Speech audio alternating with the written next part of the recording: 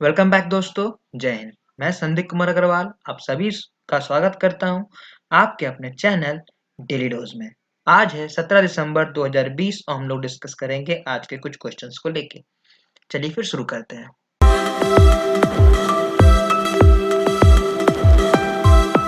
पहला सवाल है व्हेन नेशन ऑब्जर्व विजय दिवस। तो हमारे भारत में विजय दिवस हम लोग कब सेलिब्रेट करते हैं, कब ऑब्जर्व करते हैं? ये हम लोग हर साल 16 दिसंबर को करते हैं। इसके पीछे की कहानी क्या है कि 16 दिसंबर 1971 में भारत ने पाकिस्तान को हराया था। ये इंडो पाकिस्तान का वार चला था 1971 में, जो कि 3 दिसंबर को शुरू हुई थी और ये युद्ध आपका 13 दिन तक चली थी और 16 तारीख को खत्म हुई थी। इसीलिए हम लोग 16 दिसंबर को एज अ विजय दिवस सेलिब्रेट करते हैं, या फिर बेसिकली हम लोग इसको विक्ट्री डे भी करते हैं। ठीक है, तो इसमें बहुत सारे आपके आर्मी या फिर और आपके गैलेंट मैन का मीन्स शहीद हो गए थे, तो उनको श्रद्धांजलि देते हुए हम लोग ये डे सेलिब्रेट करते हैं। और इसी के दिन आपका बांग्लादेश अपना इंडिपेंडेंस डे मनाता है। अगला सवाल है who is the winner of 2020 champion of the earth award in science and innovation category. तो किनको मिला है ये सम्मान? ये मिला है आपका निमोंटे नैनक्यूमो को। बता दूं आपको तो यूनाइटेड नेशन इन्वायरमेंटल प्रोग्राम ने अनाउंस किए हैं 6 ऐसे लॉरिएट्स जिनको मिला है champion of the earth award का खिताब। तो ये यूएनईपी ने किया है, जिसमें बेसिकली 5 कैटेगरीज हैं, जैसे कि आपके life time achievement award, inspiration and action, policy leadership, entrepreneur vision, science and innovation. तो उसी में से एक कैटेगरी है आपकी साइंस एंड इनोवेटिव कैटेगरी। उसमें आपको 2 लोगों को ये सम्मानित किया गया है, जिसमें है आपके एक योकोबा शवाडोगो जो कि बुर्किना फासो के हैं, और दूसरे ही आपके हैं निमोंटे नैनक्विमो। ये जो महिला है इन्होंने अपने क्षेत्र में बहुत सारे काम किए हैं और अब एक लीडरशिप का तहत से दिखाया है, और साथ ही साथ अमेजन रेन फॉरेस्ट की जो संरक्षण में भी इनका बहुत बड़ा योगदान रहा है। तो ये है आपकी। अगला सवाल है who has been reappointed as the managing director of Kotak Mahindra bank. तो इससे पहले भी ये कोटक महिंद्रा बैंक के थे, और अब उसके बाद फिर आपको इनको दोबारा रीअपॉइंट किया गया है। तो ये है आपके उदय कोटक। तो रिजर्व बैंक ऑफ इंडिया ने अप्रूव कर लिया इनका reappointment as a managing director of Kotak Mahindra bank, और ये फिर अब आगे 3 सालों के लिए रहेंगे। तो इनका जो ये 3 साल का टेन्योर है ये शुरू होगा आपके जनवरी 1 2021 से और खत्म होगा 31 दिसंबर 2024 में, सॉरी 2023 में एक्चुअली, है ना। तो ये आपके कोटक महिंद्रा के फाउंडर भी रह चुके हैं, या बिकॉज यही आपके फाउंडर हैं और मैनेजिंग डायरेक्टर भी हैं। ठीक है, तो बात करें अगर इस बैंक के टैगलाइन की, तो वो है लेट्स मेक मनी सिंपल। अगला सवाल है which bank has unveil new digital payment app डाक पे। तो किस बैंक ने डाक पे नाम से एक डिजिटल पेमेंट सेवा शुरू की है? तो ये किया गया है इंडिया पोस्ट पेमेंट बैंक के द्वारा। तो इंडियन पोस्ट के द्वारा आपका एक बैंक है जिसका नाम है इंडियन पोस्ट पेमेंट बैंक, उनके द्वारा एक मोबाइल एप्लीकेशन जारी की गई है 15 दिसंबर 2020 को, जो कि बेसिकली डिजिटल फाइनेंशियल इंक्लूजन को लेके काम करेंगी पूरे भारत भर में। तो बेसिकली ये जो ऐप है, ये एप्लीकेशन है, ये लॉन्च की गई है by the union minister for communication electronic and technology and law and justice Ravishankar Prasad ji के द्वारा। तो बेसिकली ये जो आपके डिजिटल पेमेंट एप्लीकेशन है और ये जो आईपीपीबी की तरफ से हुई है, ये आपकी जो भी डिजिटल है उसको ट्रांजेक्शन को और ज्यादा इजी करेगी। ठीक है, अगला सवाल है which nation has signed MOU with India on clean Ganga mission.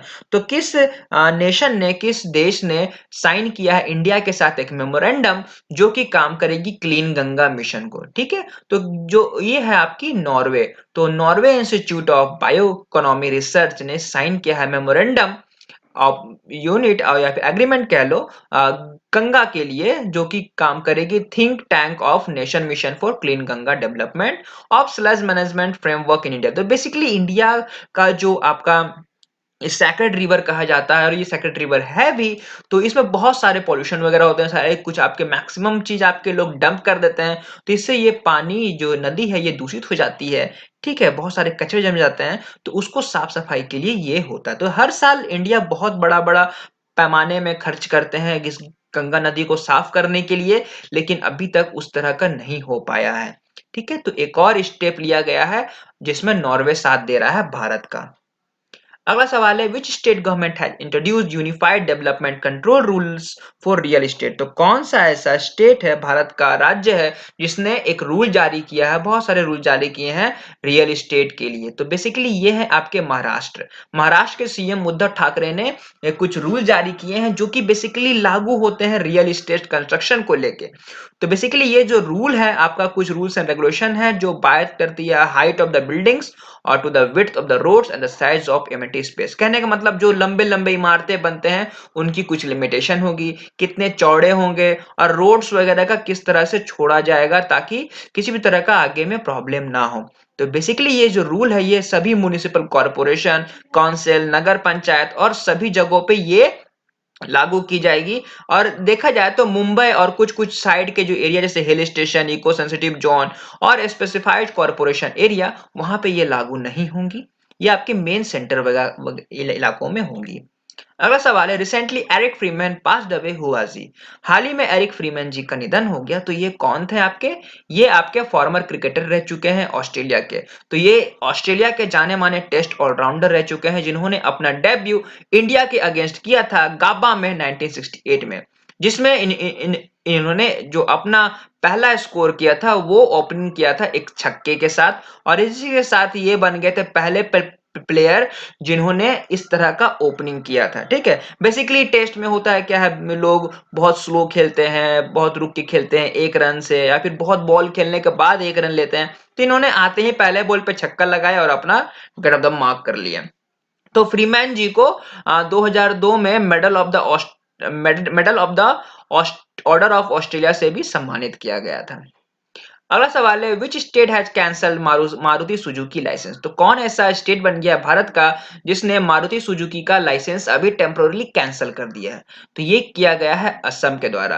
क्यों ऐसा क्यों हुआ है, क्योंकि असम के एक व्यक्ति ने एक केस फाइल किया है कि मारुति सुजुकी जो वहां के शोरूम है वो वहां पे पुरानी गाड़ियों को पेंट करके दोबारा बेच रही हैं नए दाम में। तो ये कंप्लेन किया गया है। तो इसके बाद असम के जो ट्रांसपोर्ट डिपार्टमेंट है उन्होंने इसका जो लाइसेंस है वो रद्द कर दिया है और कहा है कि आप अभी इस जगह पे आप किसी भी मतलब मारुति सुजुकी की गाड़ी नहीं बेच सकते हैं। ठीक है, तो अभी फिलहाल इसके अंदर इन्वेस्टिगेशन चल रही है और तब तक के लिए सभी मारुति सुजुकी की जो शोरूम है असम में वो अभी बंद है। अगला सवाल है which state of India has decided to provide free vaccine of Covid to his state citizen. तो भारत का कौन सा ऐसा राज्य है जिसने ये डिसाइड किया है कि उस राज्य के सभी नागरिकों को कोविड 19 की वैक्सीन मुफ्त में दी जाएगी।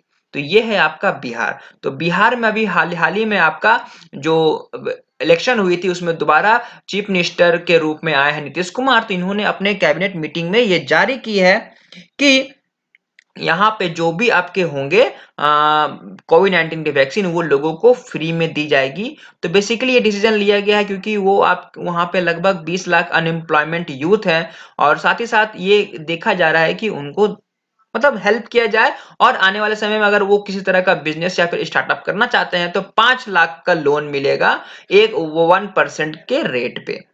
अगला सवाल है when Om Birla released a book title the Shaurya unbound. तो द शौर्य अनबाउंड नाम की एक पुस्तक ओम बिरला के द्वारा रिलीज की गई है। तो ये कब की गई है, ये की गई है आपके 13 दिसंबर 2020 को। तो लोकसभा के स्पीकर है ओम बिरला जिन्होंने रिलीज की है आपका 13 दिसंबर को बुक। दो बुक जारी की है इन्होंने, एक इंग्लिश वर्जन में, एक हिंदी वर्जन में। तो ये किया गया है on the occasion of 19th anniversary of the parliament. ठीक है, तो जो इंग्लिश वर्जन है उसका नाम है द शौर्य अनबाउंड और हिंदी वर्जन में है समुंदर समावे बूंद में। ठीक है, तो ये 2001 के में जो इंसिडेंट हुई थी उसके बाद से अब जाके हम लोग 19वां एनिवर्सरी मना रहे हैं पार्लियामेंट्री अटैक को लेके। तो उस उपलक्ष्य पर ये हुई है आपकी बुक की विमोचन। ठीक है, तो बस यही थे हमारे आज के कुछ क्वेश्चन जो मैंने आप सबके साथ डिस्कस किया। आई होप ये सेशन आप सबके लिए हेल्पफुल होगी। तो आज के लिए बस इतना ही। Thank you.